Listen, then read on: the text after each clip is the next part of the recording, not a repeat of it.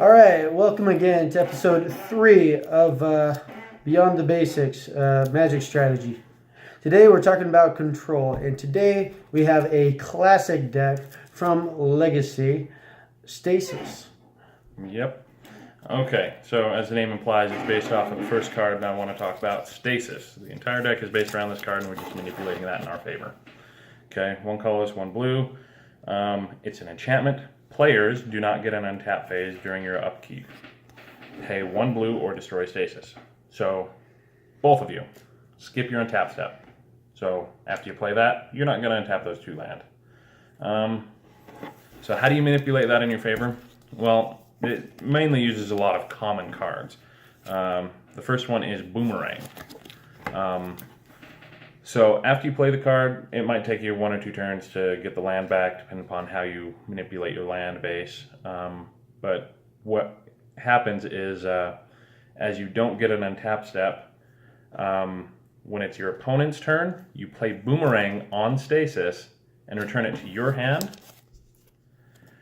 Then, on your turn, your land's untap, you tap 2, play Stasis again, and your opponent is still locked down. They can't do anything. So, shuffle up the order a little bit, go skip one. Frozen Aether. Okay, we're manipulating that more in our favor again. Cost 4, another enchantment. Artifacts, creatures, and lands your opponents control come into play tapped. So not only do they not get to untap anything, even if they do manage to play anything for free or whatever, like, they won't be able to use them at all. They're just locked down. And while you play Boomerang and untap your stuff, they're still tapped out. They can't do anything. Okay? Now here's another one that kind of keeps it under control, but it's a bit cheaper, so it maintains the control. Until then, Winter Orb, artifact, 2 colorless. A player may not untap more than 1 land during the untap phase of each of his or her turns.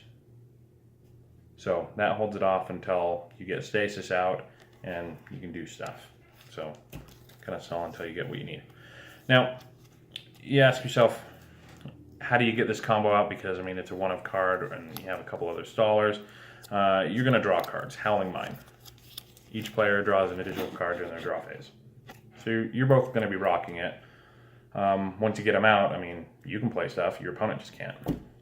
I'll help you find everything that you need. And then to kind of manipulate the mana in your favor still, because you're running off of almost no land, High Tide. Okay, you just tap one of your islands, tap another one. I mean, it's worth 2 now, so Stasis still costs 2, but then every other spell is even more free. Now with a couple of the cards later on, makes it so much easier, and we're gonna skip over here to Cloud Fairies. Okay. You play that one after you play like High Tide. That one costs 1 of your islands.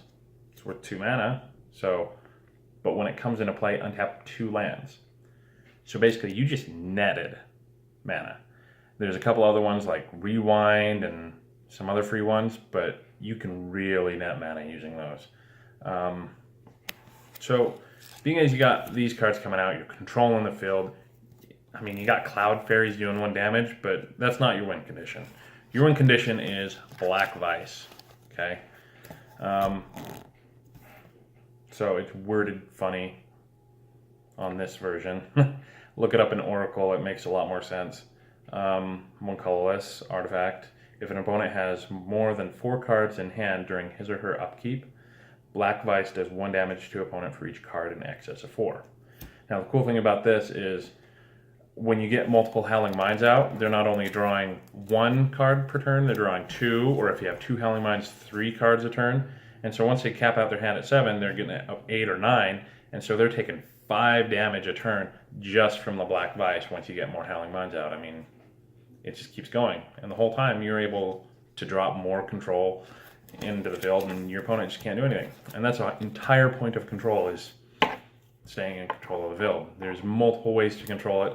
This is just one way where you're controlling the mana, you're controlling the field. He has another deck that he built, he calls it a Shredder deck. You're controlling what's in their deck, making it so that they can't do anything against you. We'll probably do an episode on that later. Another one to help find what you need is Muddle the Mixture. And It works. Counter target instant sorcery spell. I mean, basic blue control. The good thing about this one is transmute. It's an ability, so they can't counter it.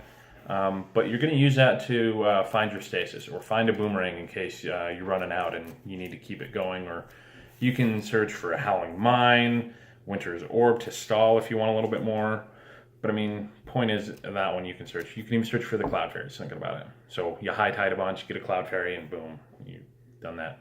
So the other point is, since you're running low on mana yourself because you're trying to manipulate it into your favor, you need some free stuff. And so got a couple of free counter spells here. Foil, I mean, discard an island and another card in your hand, counter target spell. So I mean, you're using your hand as a resource, and you're not always going to be able to use some of the stuff in your hand, like you have multiple, well, drop multiple Black Vices are going to take more damage. Multiple Frozen Aethers, you don't need multiples of those, you can discard some of those.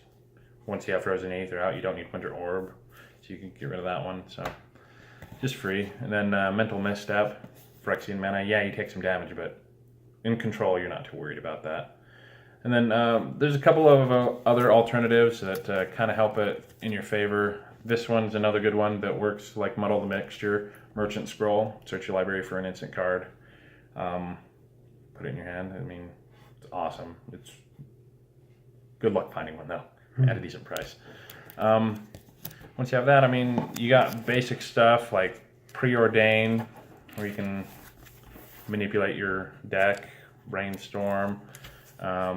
Rescue also works instead of a boomerang. It's a little bit cheaper, but you can't search for it except with the Merchant Scroll, and it's kind of a lame thing to search for. Let's see, that one's Aether Storm. No summon spells may be cast. Any player may pay 4 life to end this effect. So, I mean, if they're counting down their life with Black Vice, I mean, that's another stall until you get Stasis out, basically. A summon spell, for those of you who are new to Magic, is any creature spell. Yeah, so they can't play any creatures. And then you got a couple other land stuff. Strip Mine, you're going to control their land base with that one. Classic and Legacy, by the way. And that one, it's more used for specialty lands, living lands that you can turn into creatures, or lands that have become creatures through a spell. That's what that one's mainly used for, but you can still use it to control the field. If you're drawing more land than your opponent, that's an easy one to use against them. It's not so helpful if they draw a ton of land. And then Fairy Conclave. It's a land that you can deal creature damage. I mean, there's a ton of options here that I showed you how to run the deck, but the basics are the first couple that I showed you. Stasis, this is Boomerang. what this kills. Exactly. Yeah, so Stasis, Boomerang, Black Vice, and Howling Mine. That's the combo to control. But, I mean, you can see how it just controls field. You control it, you own the game. I mean, this is the kind of deck that you play to win all the time, but nobody will play with it. Nobody. Yeah, good luck playing in a tournament. Good luck playing in a tournament. If you, well, no, if you're not playing in a tournament, no one's going to play you. Yeah. Nobody. Period. If you're playing in a tournament, they're going to hate you. But you're going to win the tournament. So, it's one of those decks where you're doing everything in the game and your opponent is just sitting there the entire time with their hand. Okay. And you're there like, hey, you're taking damage. Oh, you're taking damage. Oh, I need to draw. Hey, did you draw? Oh, how many cards do you have in your hand? Oh, you need to take damage for that. By the way, I return that and I play this. And your opponent's still just sitting there.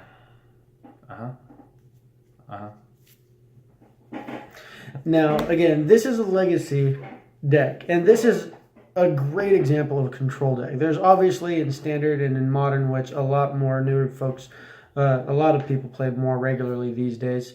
A lot of these strategies are still viable. I mean, this is legal in Modern, and you can definitely, target play. Howling Mine is too. Yeah, Howling Mine, exactly. And so, both in 8th edition, I believe. Yeah. And so, but anyways, but yeah. And so, control decks, and there's different levels of control. This is just control of just what they can cast, as well as... it's controlling the untap phase specifically. Yeah, you control the untap phase. Now, arguably, there's different kinds of control. You could have, depending on the format of Standard, If it's heavily creature based, you could just do a creature based control deck, where you're just controlling the field, and you're Elsnorn. Elsnorn is a great example of that. Yes, where you just again, they play a bunch of creatures, whatever else, they all get -2/-2, and they're screwed. They can't do anything. Or your Fox deck. Oh yeah, I got a Fox deck from Kamigawa, which that kind of control, it literally is like a pacifist control where you can't touch me. Everything I have has protection from anything you play, and its win condition is it mills you with a single artifact that's in the deck, and tap all your foxes at the end of their turn. They discard the top cards of their library for each deck they have. So again, it literally just locks down the battle phase, basically, where they can't deal me damage. They can't deal damage to my creatures. We'll show you that one later too. Yeah, we'll show you that one in a different. I love control decks personally. They're so good, but they're still around.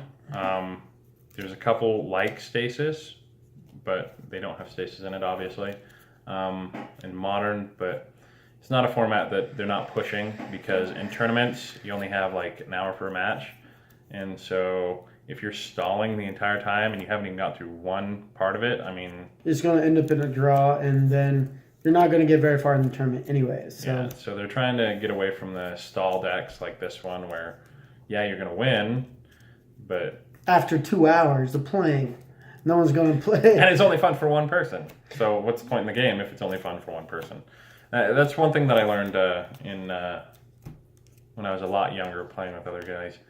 I somehow was always able to make decks that were really good, and people tried copying my decks just to beat them, and some of them were pretty good, but got to the point where it's just like, hey, you want to play me? Are you using this deck, or this deck? I'm like, that's all I brought. And then, no, I don't want to play you. And so you got to learn to lose some. And one challenge that I took on after I mastered it so much is learning to let your opponent win, but thinking that you couldn't win at all. And so it's a challenge where, yeah, you won, good job. I don't know what I could have done better. But in reality, you had him in your kill range the entire time, just waiting for him. Well, it's also good, though, for those who are starting out. Like, when I was teaching my younger brother, I noticed that if I didn't let him win on occasion, and you know what, I would actually make it difficult. I wouldn't exactly make it easy necessarily. But at the same time, it's like, in order for him to continue liking the game and not start hating the game, I chose to lose him a little bit. But that was just because I was a more advanced player, and I knew how to play control decks a lot better too. But anyways, we're getting close to time.